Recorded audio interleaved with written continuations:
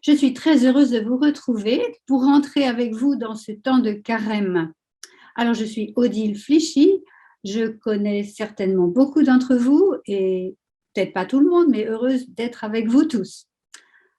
Alors, voilà. Durant les 5 prochains dimanches, la liturgie de l'Église nous propose de nous mettre à l'écoute de la parole de Dieu dans l'évangile de Luc. Et lorsqu'on se trouve ainsi au début d'un itinéraire à parcourir, eh bien, il est bon d'avoir une idée de ce que va être cet itinéraire. Je vous propose donc de mettre en perspective les textes des 5 prochains dimanches, ces textes que nous allons avoir l'occasion de méditer ensemble dans les différentes maisonnées. Alors, je regarde de temps en temps mes notes qui sont à droite, ce n'est pas parce que je ne veux pas vous regarder.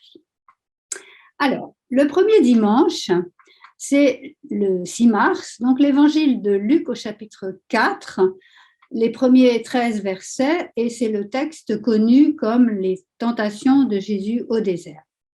Alors, avec ce passage, nous sommes encore au début de l'évangile de Luc, dans ce grand prologue théologique que constituent les 4 premiers chapitres de l'évangile.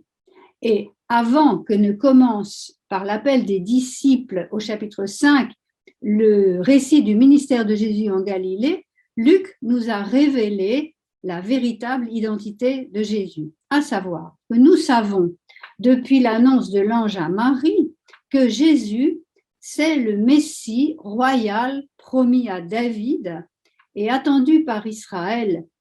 Israël étant représenté au début de l'évangile de Luc par les fidèles justes devant Dieu que sont Zacharie, le vieux Zacharie et sa femme Élisabeth, les parents de Jean-Baptiste. Nous savons aussi que Jésus est engendré de l'Esprit Saint. Et nous savons que c'est par Joseph, qui est de la famille de David, qu'il est enraciné dans toute l'histoire d'Israël.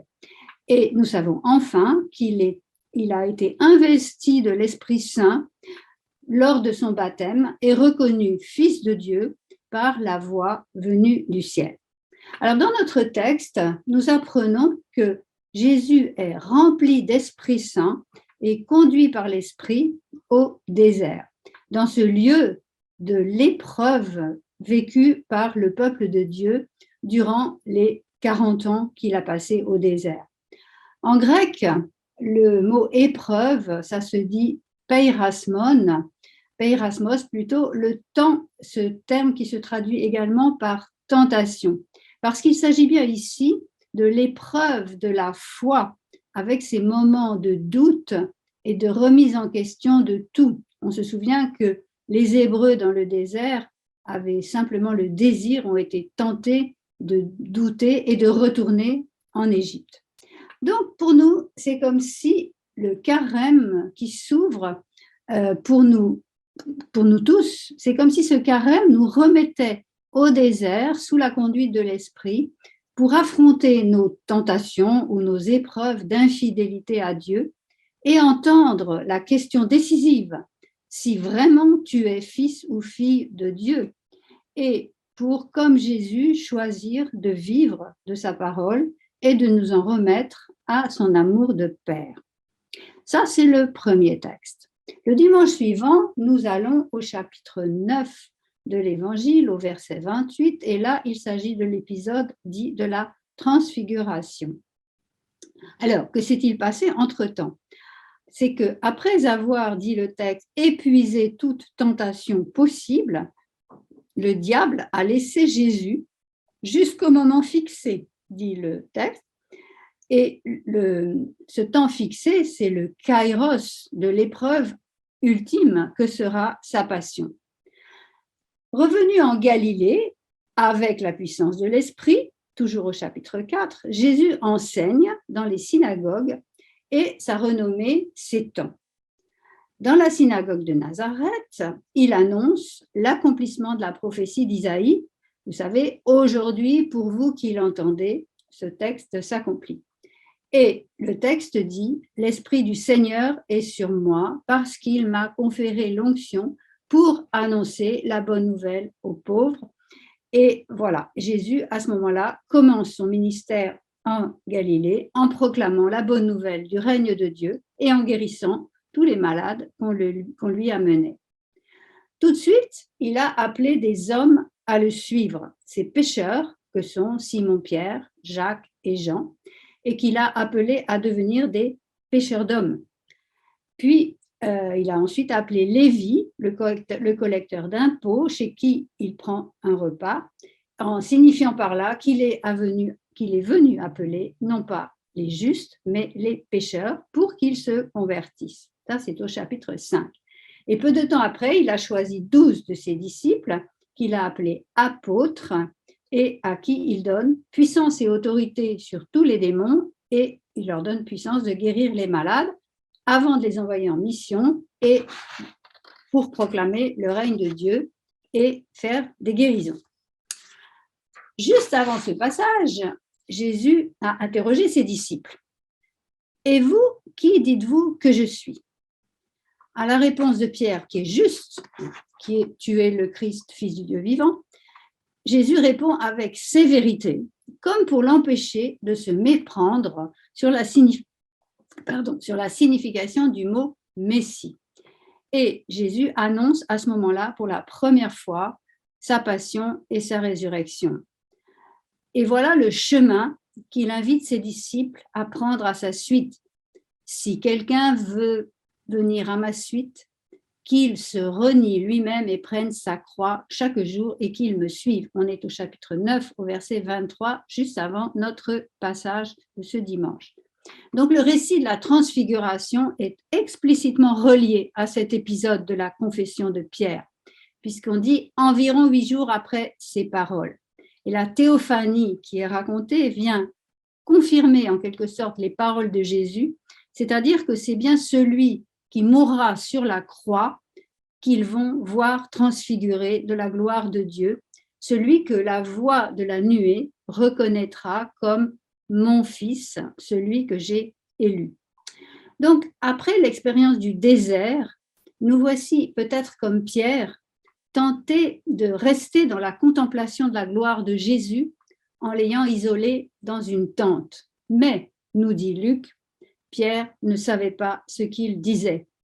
On peut être aussi tenté comme Pierre, Jacques et Jean, invités de garder le silence, qui sont invités à garder le silence. Ce qu'ils ont vu, en fait, ne peut pas encore être raconté à quiconque, tant est inouï le mystère qui leur a été ainsi révélé.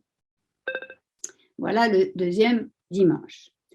Le troisième, toujours dans l'évangile de Luc, nous allons au chapitre 13.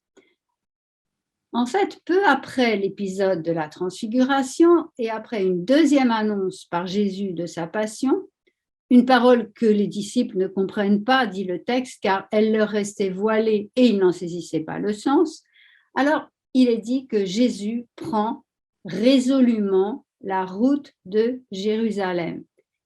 Comme arrivait le temps ou le moment où il allait être enlevé du monde, le kairos, où il allait être enlevé du monde. C'est au chapitre 9, verset 51, c'est un verset clé de l'évangile de Luc, parce que désormais, Jésus et ses disciples s'engagent sur le chemin qui le mènera au lieu de sa passion. Et tout au long de la route, et dans l'évangile de Luc, cette route commence en 9,51 et ne se termine qu'au chapitre 19, eh bien, tout au long de cette route, il enseigne à ses disciples comment vivre de la grâce de Dieu en bon serviteur.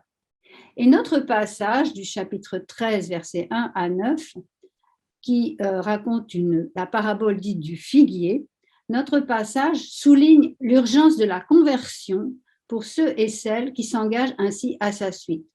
C'est en fait, dit Jésus, fait comprendre, c'est une question de vie ou de mort. Alors, à son habitude, il recourt à une parabole pour nous le faire comprendre. En fait, à nous tous de bêcher et de mettre du fumier autour de ce qui ne donne pas de fruits dans le figuier que nous sommes pour éviter d'être coupés et ainsi séparés de la vigne de Dieu. Voilà le troisième dimanche. Le quatrième nous emmène un peu plus loin au chapitre 15 avec un texte, magnifique texte très connu. On est toujours sur la route qui mène à Jérusalem et Jésus continue de guérir et d'enseigner. Plusieurs épisodes de cette séquence se passent le jour du sabbat, parce que c'est l'occasion de controverses avec les scribes et les pharisiens que le comportement de Jésus choque. Vous savez, a-t-on le droit de guérir le jour du sabbat, etc. Et tout le chapitre 14 qui précède notre passage, tout ce chapitre 14 développe ce qu'on pourrait appeler l'économie nouvelle du royaume, à savoir choisir la dernière place dans les banquets, inviter les pauvres au lieu d'inviter toujours les gens qui vont vous rendre l'invitation, ou encore entendre et accepter l'invitation que fait Dieu à prendre part au banquet du royaume. Ça, c'est juste avant notre passage. Alors, voilà, c'est précisément, ça c'est très important, c'est précisément à ces scribes et à ces pharisiens qui sont en train de murmurer en entendant Jésus. Donc, c'est à ces gens-là. Pourquoi ils murmurent? Parce qu'ils le voient faire bon accueil aux pécheurs et manger avec eux. Eh bien, c'est précisément à ces gens-là que Jésus adresse les 3 paraboles du chapitre 15, ces paraboles qui sont connues comme les paraboles de la miséricorde. Vous savez, l'histoire de la brebis perdue et retrouvée, l'histoire de la pièce perdue et retrouvée, et puis la parabole du fils perdu et retrouvé. Et ces 3 paraboles disent, toutes les 3, la joie de Dieu lorsqu'il accueille celui qui était perdu, mais qui revient vers lui, c'est-à-dire se convertit. Alors, la parabole, c'est ça qui est très intéressant, la parabole du fils perdu, donc celle du passage d'aujourd'hui, elle du fils perdu est retrouvée. Cette parabole laisse les auditeurs de Jésus, et nous par la même occasion, sur un point d'interrogation. Parce que va faire le fils aîné que son père invite à rejoindre la fête? Est-ce qu'il va la rejoindre, cette fête? L'histoire ne le dit pas. Et en fait, telle est bien la fonction narrative de cette parabole. Lancer un appel, une invitation à tous les fils aînés que nous sommes, alors en l'occurrence les scribes et les pharisiens, en leur ayant préalablement donné l'assurance de la miséricorde du Père. Est-ce que, assurés de la miséricorde du Père, nous allons accueillir son invitation à entrer dans la fête? Voilà. Et enfin, nous arrivons au 5e dimanche. Alors là, apparemment, nous changeons d'évangile, puisque le passage, le récit de la rencontre de Jésus avec la femme adultère se trouve au chapitre 8 de l'évangile de Jean. Mais pourtant, tout le monde s'accorde à dire que cette parabole, enfin tout le monde, les exégètes, mais plus largement, en fait, cette parabole ne s'inscrit pas dans la dynamique du récit de Jean, et comme le monde des manuscrits qui la situe dans l'évangile de Luc, vraisemblablement l'épisode se rattache à la tradition lucanienne dont l'évangile est proche, par son style et par sa thématique. En fait, il est question dans cet épisode d'une femme, de pécheur et de la miséricorde. Et alors, on hypothèse dit que cet épisode a peut-être été rattaché à l'évangile de Jean, à la suite, ça vient peut-être d'une tradition juive qui est liée à la fête des tentes, cette fête des tentes où l'on proclamait ceci: « Béni soit celui qui n'a jamais péché, et si quelqu'un a péché, qu'il soit pardonné. » Enfin bon, quoi qu'il en soit, l'épisode se passe, et c'est ça qui est important, et chez Jean et chez Luc, dans le contexte de la passion de Jésus toute proche, alors que l'hostilité des adversaires de Jésus est à son comble.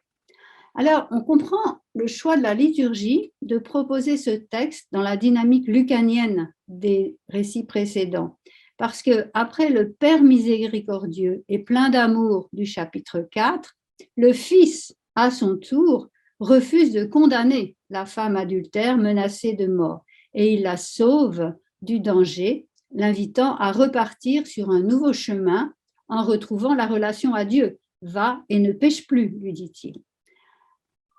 Voilà, donc si je récapitule cet itinéraire que j'ai découvert en le préparant, en pensant à vous, eh bien, je vois que choisir d'être fils ou fille de Dieu au désert, contempler la gloire de Dieu en haut de la montagne avant de redescendre pour s'engager à la suite de Jésus, sans tout comprendre, avec le souci de donner à Dieu les fruits qu'il attend de nous, parce que nous sommes sûrs de sa miséricorde infinie et de son offre de réconciliation, eh bien, je trouve qu'il y a là un bel itinéraire pour nous qui nous est proposé pour vivre ce temps de carême.